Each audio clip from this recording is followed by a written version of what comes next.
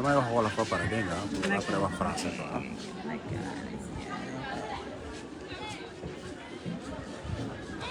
Voilà, chers internautes de Sans Limites TV nuyu nañu leen bu baax a baax sant leen ci ànd bi ngeen di ànd ak ñun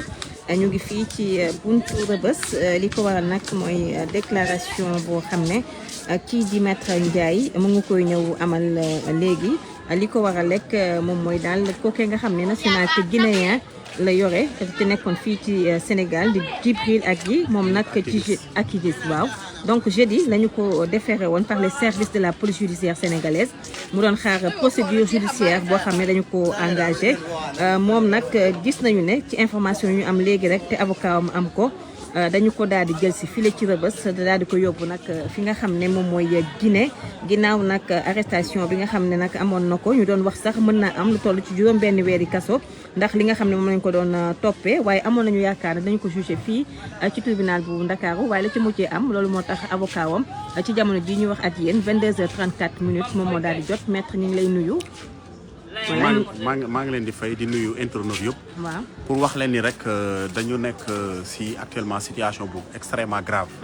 parce que Djibril Salla ñëpp xam nañ ko c'est un blogueur c'est un activiste. bon activiste la ba nga xam ni lu muy xeex mooy noot nit jaay doole ak injustice lay xeex si dëkkam en Guinée.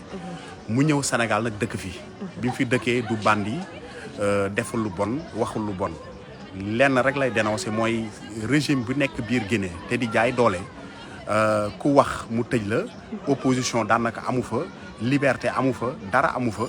léegi moom ñaawteef yooyu xew dëkkam nga xam ne Guinée Conakry bii la nekk frontière ak Sénégal loolu lay dénoncer guddeeg bëccëg comme ñun suñu activités yi sénégalais bi fi régime Macky Sall nekk bi di jaay nit ñi doole ñoom Akhenaton ñoom Mollah Morgun li ñu doon dénoncer ñi nekk Canada ñi nekk France moom loolu lay liggéey loolu mooy taxawaayam te liggéey boobu nag nit ñun ñëpp dañ ko rafetlu dañuy jàpp ni Afrique tant que amul démocratie Afrique du avancé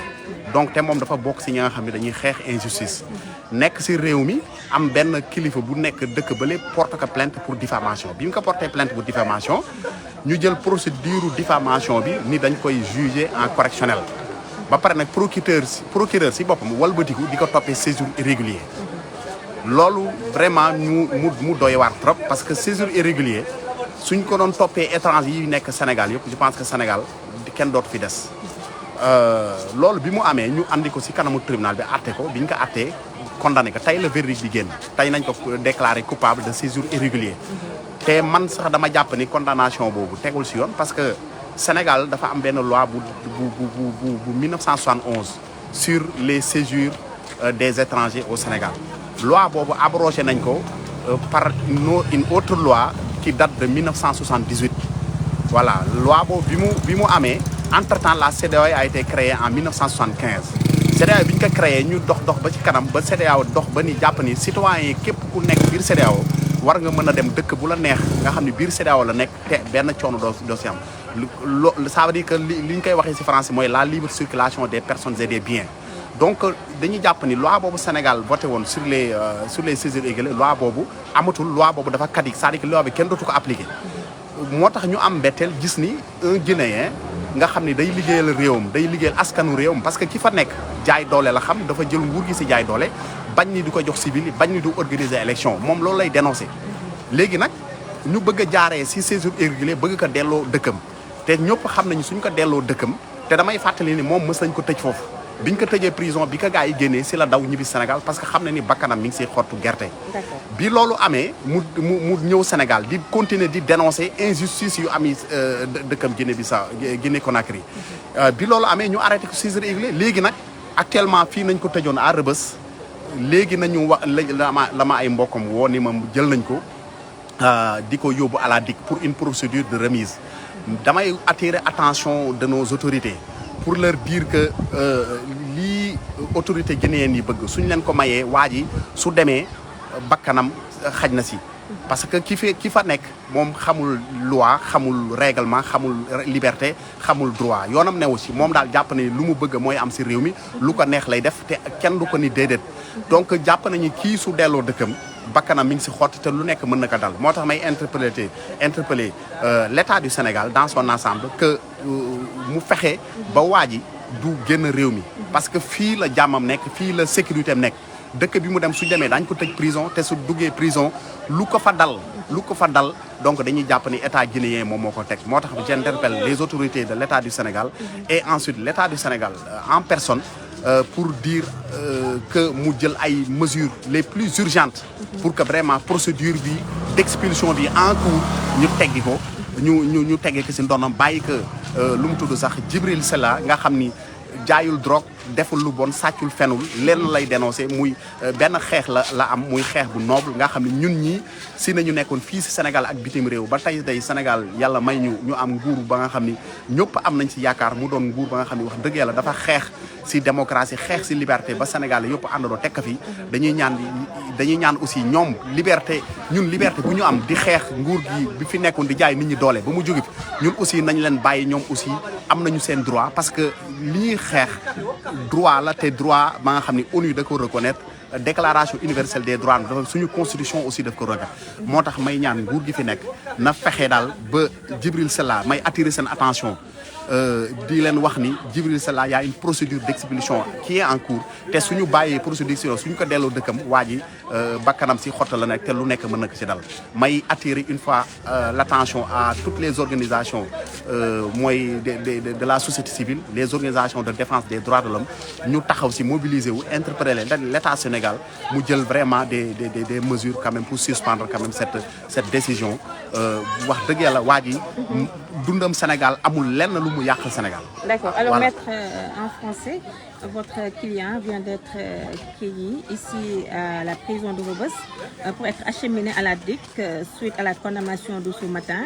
Qu'est-ce que vous pouvez nous dire par rapport à ce qui s'est passé tout à l'heure? Bon, en résumé, je dirais simplement que le Djibril Sella est un blogueur et un activiste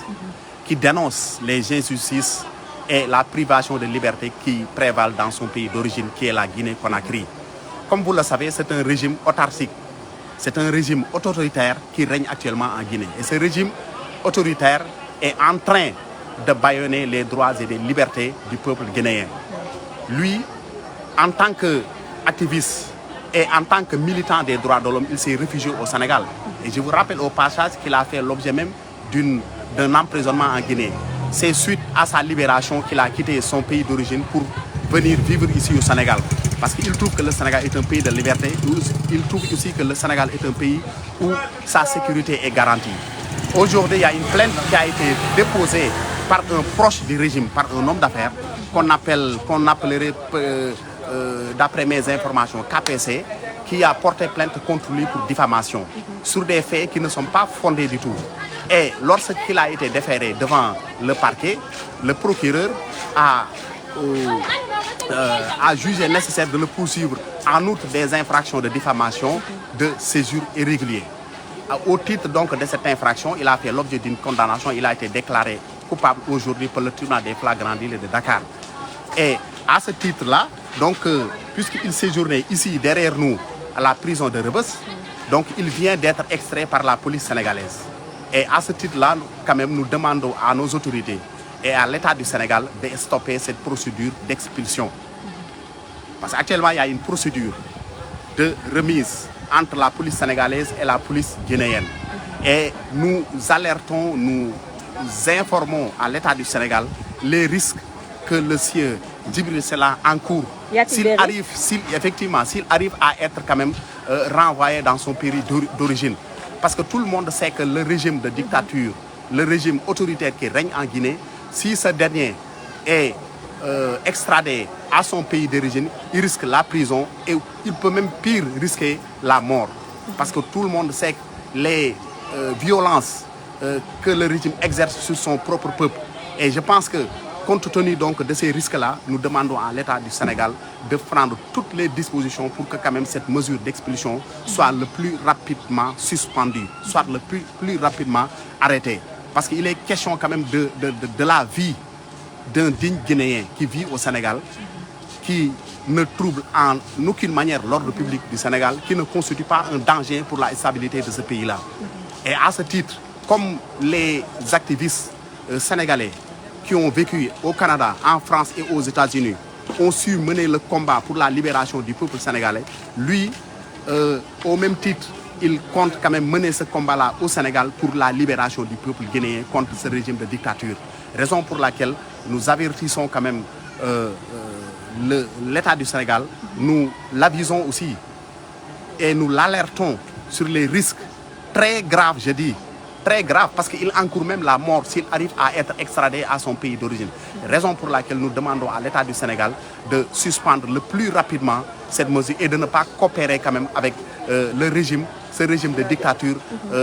dans cette affaire-là qui consiste donc à l'extrader à son pays d'origine. D'accord, merci maître. C'est moi qui vous remercie. internautes ñoo ko déggandoo mu nekk maître Babacar Ndiaye nekk avocat am ne jamono ji ñu ak yéen yóbbu dañu ko ci division des investigations criminelles ngir entamer li nga xam ne mooy procédure ngir yóbbuwaat ko foofee ca Guinée te mu ne nag dafa ànd ak ay risques ak lu ci munti am na leen ko toppal ba xam ndax yooyu leen ñu bëgg a def danañ ci ànd ak ñoom déjà mu ngi interpellé état bu Sénégal ngir rek ñu daal leen ciy jàppale ndax si toutefois mu dem Guinée njottu jëm ci am mooy daal bakkanam dootul